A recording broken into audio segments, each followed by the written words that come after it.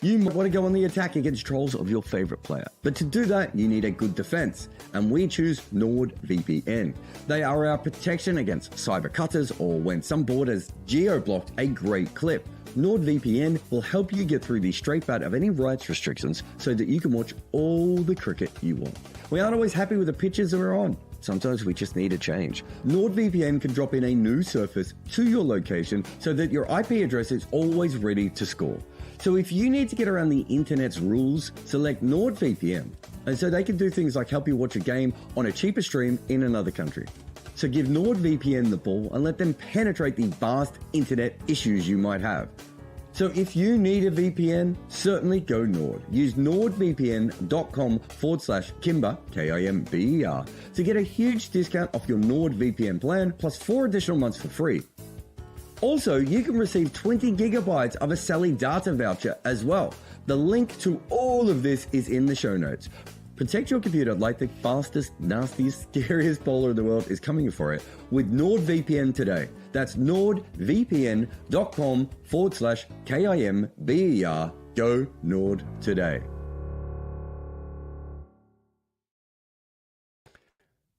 Morning, everyone, and welcome to the scoreboard. Well, we had cricket. We have lots of cricket. We might have some rain over the next couple of days, so let us enjoy our cricket and go through the tape here on the scoreboard.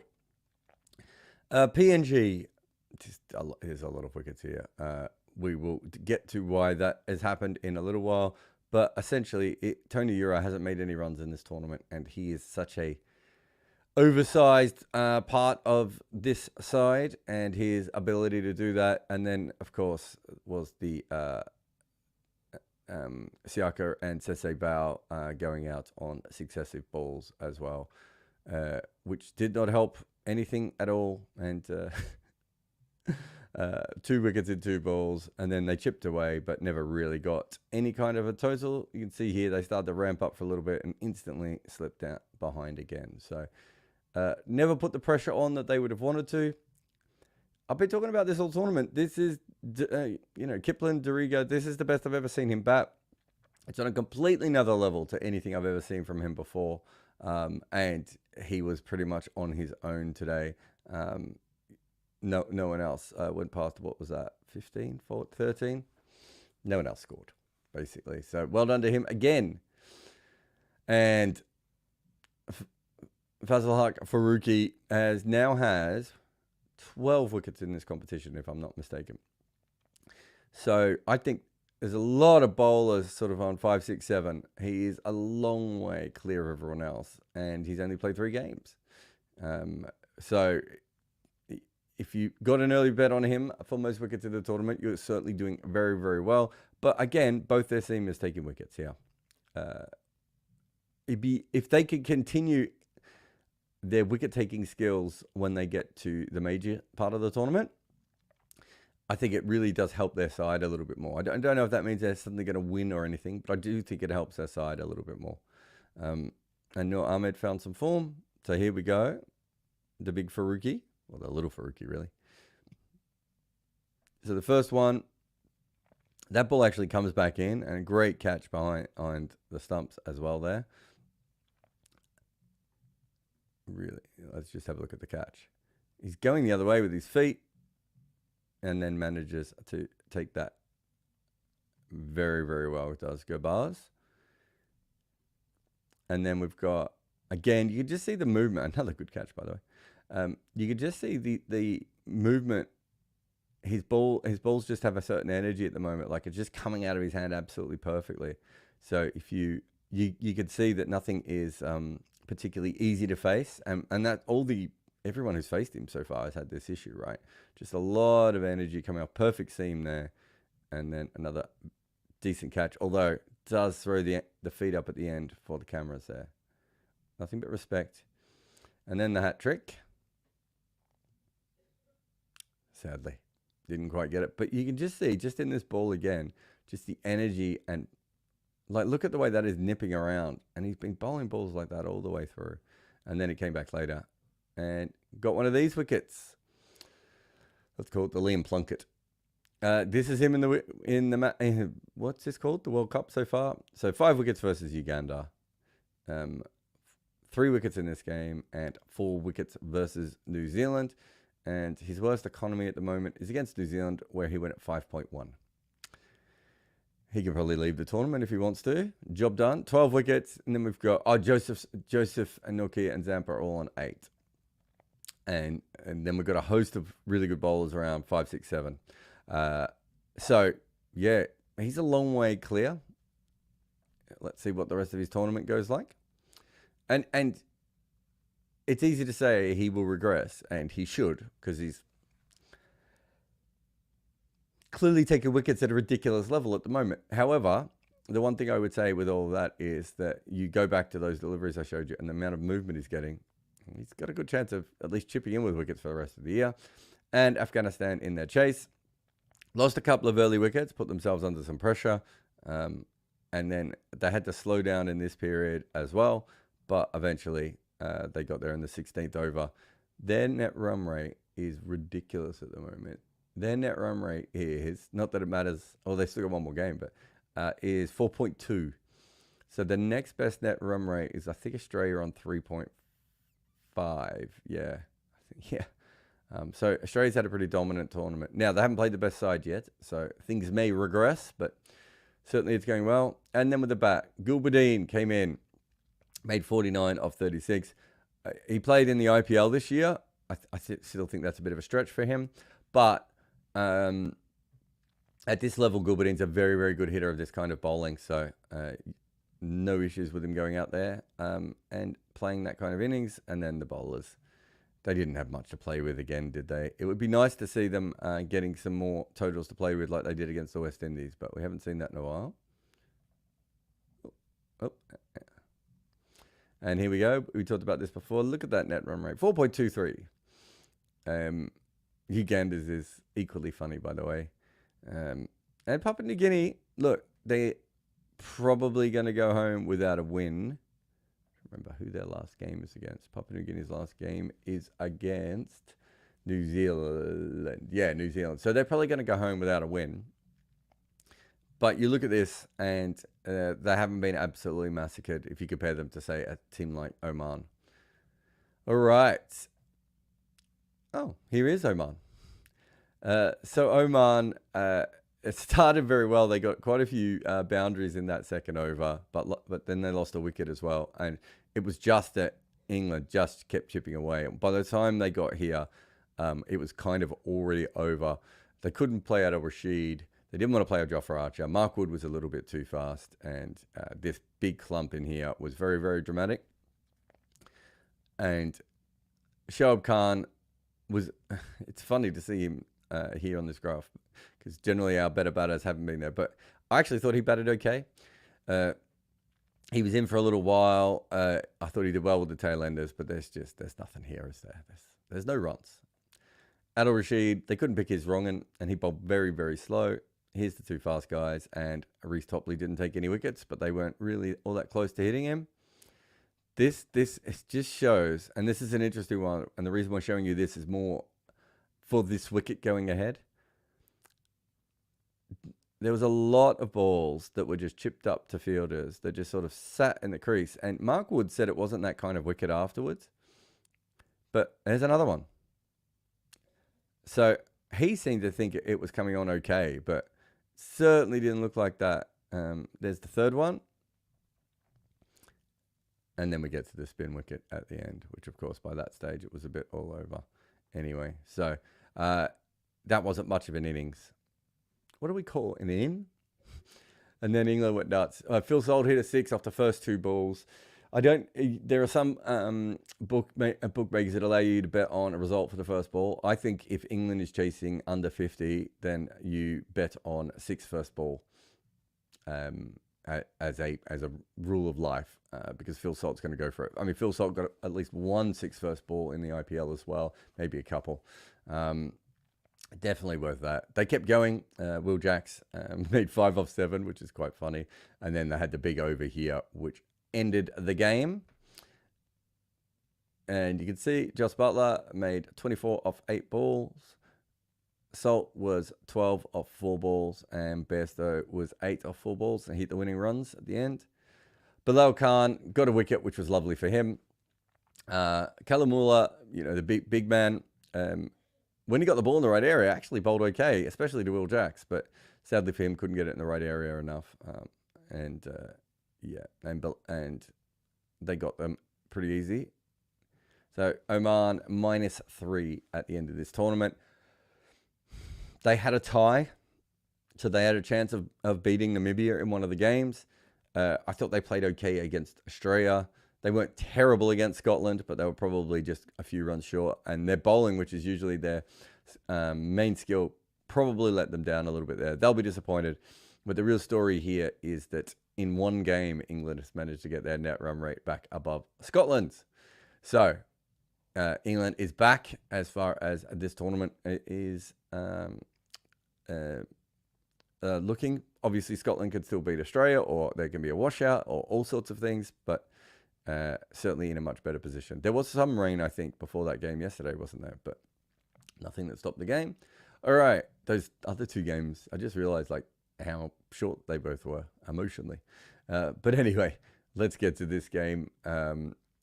Bangladesh really were very cautious early on here. Aryan Dutt got the wicket with the really good catch. In fact, these first two wickets were really good catches, one in slips and the other one by Engelbrecht out in the field.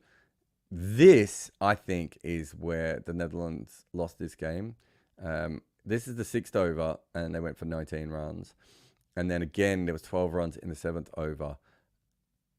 That's the only period, really, until the death, which is fine, where Bangladesh got away from them at all. And you can see there are lots of periods here where they're actually not scoring all that much. So from the 8th over through to, let's say, the 15th over, Netherlands did well and got themselves in front. And you expected a little bit of runs at the end, and it was 26 runs off the last two overs. But this other big over was a bit of an issue as well.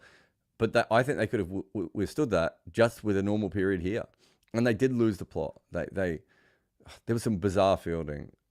Fielders trying to field the ball with their feet out on the boundary, and it felt like Netherlands would get their hands on every ball in the boundary, but didn't stop any. Really let themselves down here a little bit. But again, we see Bangladesh not being able to really put together a good innings all the way through. Shakib playing the anchor role, making 64 or 46 was absolutely fine. But they didn't really get much out of the rest of their players. JK came in right at the end and helped them at the death. But again, just no one else putting a lot of pressure on. Mamouldullah got really, really stuck and then suddenly started hitting the ball everywhere and got himself out. And if Ridoy doesn't get going, and really struggled in this game, if Ridoy doesn't get going, it really is subpar totals. So we got Shakib here. So after 10 balls, his strike rate's at about 130, and he keeps it roughly at that. Attacked some good matchups when they came up, but you could see how long it took him to get started. So just having a look here. Well, this is the over before they go completely nuts, isn't it? This is the over of Van Beek here, where things. Yeah, so this is the first one. This is what I want. So let's just have a look at how Netherlands. That's a terrible ball from a bowler as good as Logan Van Beek. There's really no reason for him to be bowling that particular delivery. That's just gifting runs there. You can see why Shakib got off. And then another one here. It's not too bad. It's just too much width. And at that point, Shakib was going.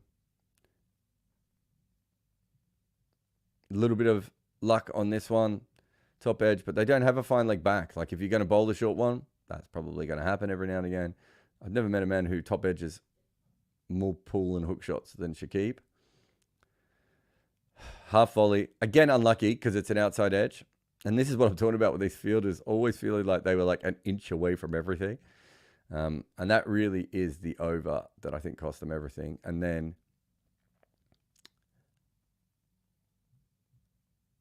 is this another one where you just think, like, there's fielders everywhere. You see what I mean? Just so many half stops. Pringle they didn't really want to bowl Pringle all that much. I thought he bowled beautifully at times. But because of the left-hander being at the crease, they kind of didn't use him all that well. You can see here the full toss, good footwork there. Another one where the fielder is an inch away from it. Be interesting to see what the Dutch make of this game at the end. Anyway, there we go with those Netherlands bowlers. Paul van Meekeren, absolutely outstanding again. Aryan Dutt bowled really well, bowled early on. Obviously had the left-hand matchup for a long time. They kind of... I just think if Pringle... What's the best way of putting this? I think Scotland are very good at this, of just going, Mark Watt is our best bowler. Mark Watt is decent against left-handers. He's not always great against left-handers, but he's decent against left-handers. We are going to have to bowl him regardless. And I don't think you can get yourself into too much of a matchup. I mean, they got Aryan Dutt, so they got their matchup. Then they just have to bowl their best overs. I really don't think he should be in a situation where he's bowling at the end. But you can see here, Baz the leader went for runs. Vivian Kingma went for runs, and Logan Van Beek. They only needed one more bowler over here in that lot, and I think they would have had a very good chance of winning that game. Oh. And Netherlands in the chase. At this stage, they were so far ahead, and even losing O'Dowd's wicket, they were really doing well at that point. 3 big overs, putting themselves in a good position. And then they just lost too many wickets towards the back end. Some of this is Mustafiza as well. I can't remember if it was this over that he bowled, but he really did put a lot of pressure on. They found ways of striking, and it was a good effort from their bowlers, Bangladesh, but we expect that. But Netherlands, I think, will look back on this and be like, we really had that game for a long period. Engelbret and Vikram were completely on top. Actually, I think I doubt that one, isn't it? That might have been Vikram. Yeah, they were massively in front of this game for a very, very long time. So just to go through all the batters here, Scott Edwards came out and does what he does. He puts pressure back on the opposition with weird shots and everything. I thought Vikram had a real chance here of winning this game. Once the seamers weren't bowling when he was on, or he got through the seamers, I should say, that's sort of been his issue, and we know how well he can hit spin. And he can hit seamers as well. He's just technically, everyone seems to have worked out where to bowl to him at the moment. I thought this was an excellent innings, though. Sybran Engelbret, they brought him in earlier today, so they've been holding him down the order. Well, not today, whenever that game was. Last week, probably, knowing this tournament. Yeah, they brought him in a little bit earlier, and he batted beautifully all the way through. And, his wicket really was what started the rot. But they have enough players that they should have been able to do something. The leader was certainly one who didn't really get going. Oh, worth pointing out, I thought Levitt struck the ball well early on. But they didn't get anything out of that sort of Pringle, Logan Van Beek situation. They were probably a little bit too far down at that stage. But they would have expected at least one of them to hit a couple of boundaries, put some pressure back on. Ridiculous work from Mustafiza here. He's been great. I remember probably since I started, since the USA games in the warm-ups, I just think Mustafiza has just a different class. I've said this before, if he's rested, he's a completely different bowler when he's coming fresh. He doesn't, just the ability to get the rotations through. I thought they went after Shakib. His figures weren't bad in the end, but I thought they put some pressure on him, and he didn't look like he was bowling brilliantly. The 2 Ts didn't have as good a game after the last one, and they got hold of the leg spinner, but too many wickets was the issue for Netherlands. And you have a look at these two guys getting the 5 wickets between them was very, very important, but both over 7 runs and over. So to their group, South Africa has already qualified. Netherlands and Bangladesh both have a game left, and Nepal weirdly has 2 games left. So it's an interesting one still. It's Netherlands have Sri Lanka, so they have a chance of winning that game, but don't play spin particularly well. So who knows how that one will go? But it's in St. Lucia, which actually wouldn't want to face Patharana in St. Lucia, but it is actually quite a handy position to be in. For the Netherlands, they don't have to worry about going and playing Sri Lanka on a spin-heavy wicket. So they're a chance of winning that, especially with Sri Lanka's mind space at the moment. Bangladesh, though, have a game against Nepal. And I think that's the bigger issue really here. So it's their spot to lose, Bangladesh, at this stage. And, you look at their record. They beat Sri Lanka. They certainly pushed South Africa as hard as anything.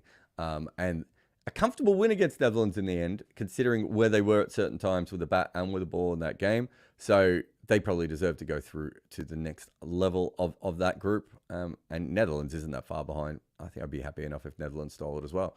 That is the end of the scoreboard part of the show. I'll just take a quick break. And if there's anything in the comments that we can get to, we will hit up there.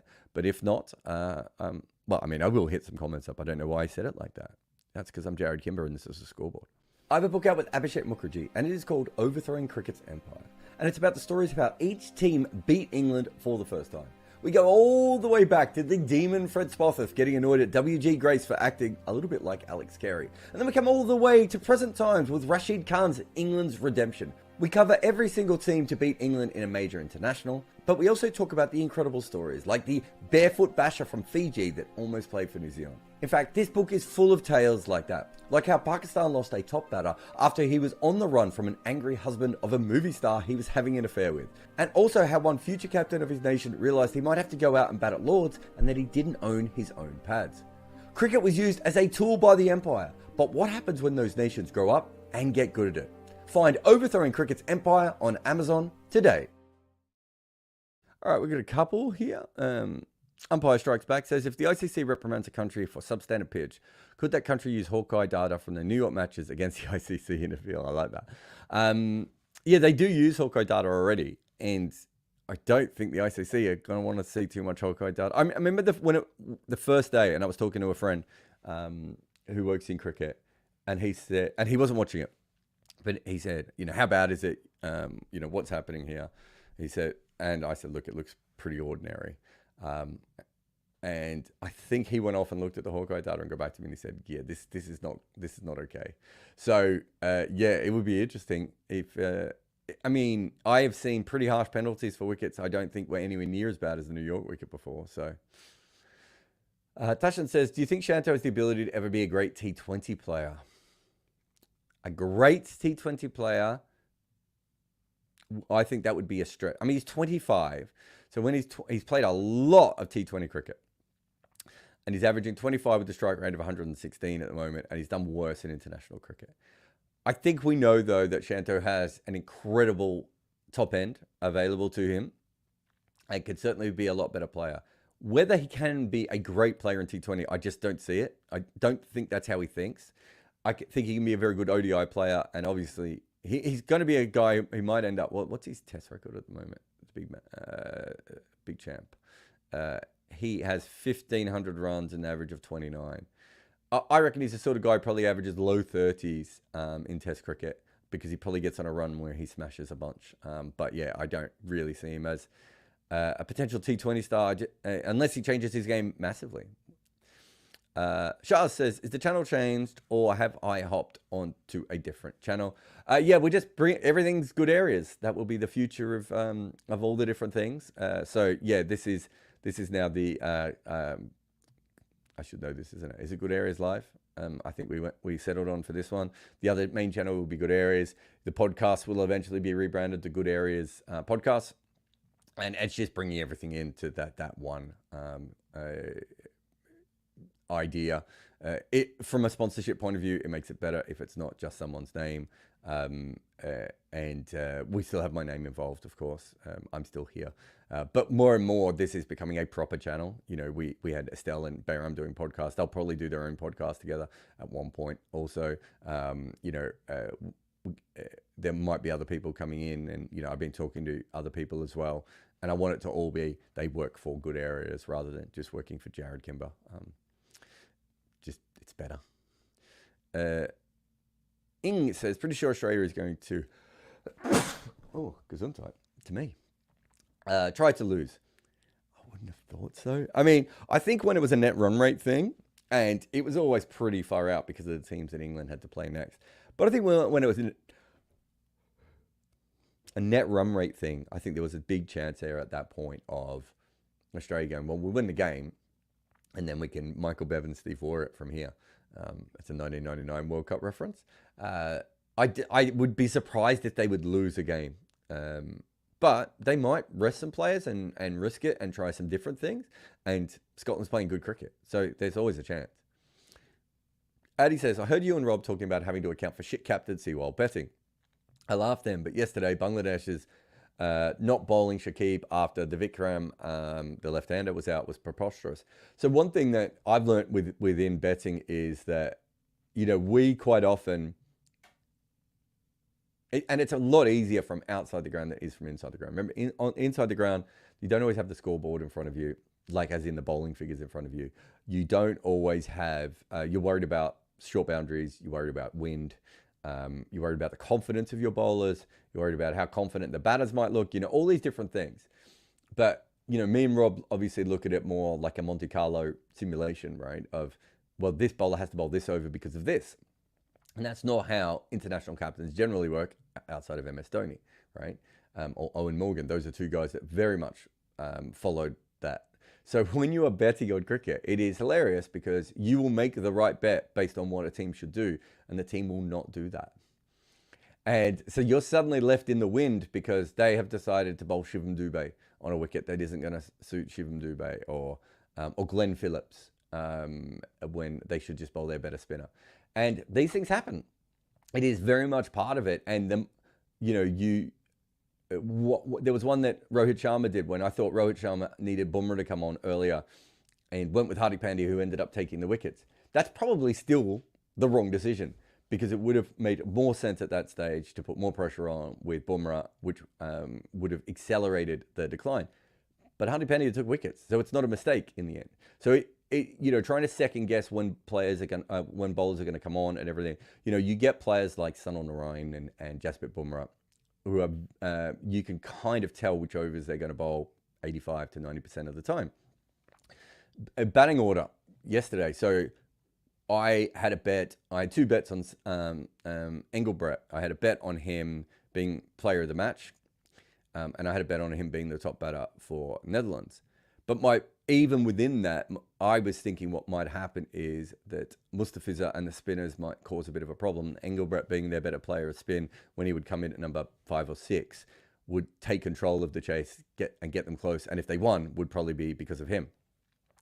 He didn't do that. So, we are trying. That's why betting is a ridiculous thing to do on these things. And you put yourself in the best areas, but the players and the conditions, and sometimes captains just make mistakes. And sometimes they do inspired captaincy. As I said, the Hardik thing ended up working out for Rohit. So it's hard to go against that at that stage. But yeah, there is a lot of that sort of stuff. I think there was one over, I might have been again in that India-Pakistan game,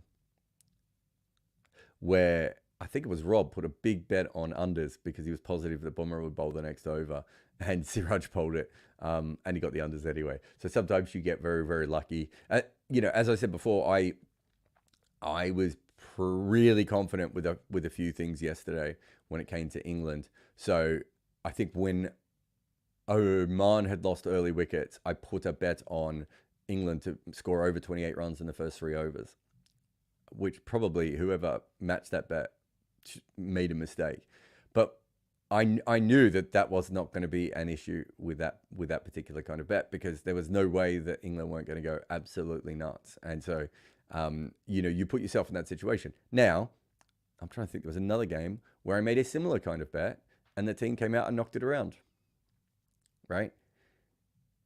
I know what the right idea is, and it's what England did, and that's why I had the bet on the 6 on the first ball and the 28 runs off the first 3 overs, which they covered like almost in the second over.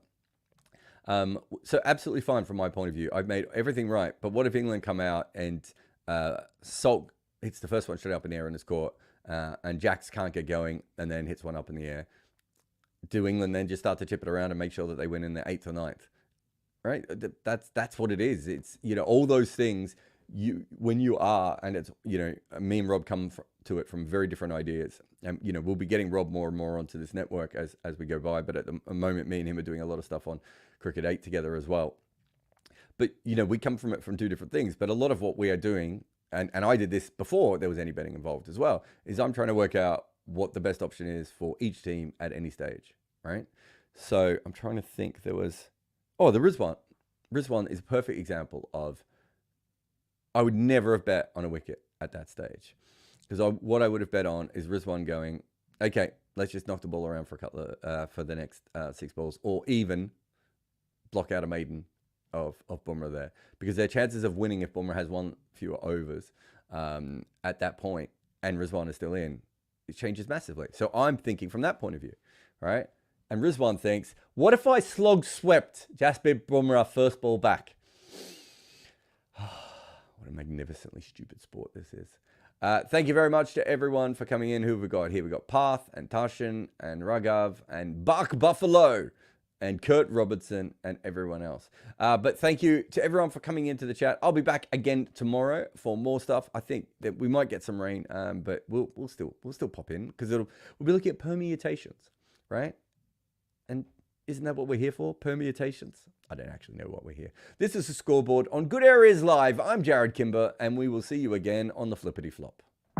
If you need a VPN, go Nord. Use nordvpn.com/Kimber to get a 2-year contract with a discount, plus 4 extra months, plus gifts in some markets. It's completely risk-free with Nord's 30-day money-back guarantee. The link is in the show notes. Protect your computer like a blocker protects the stumps with NordVPN today.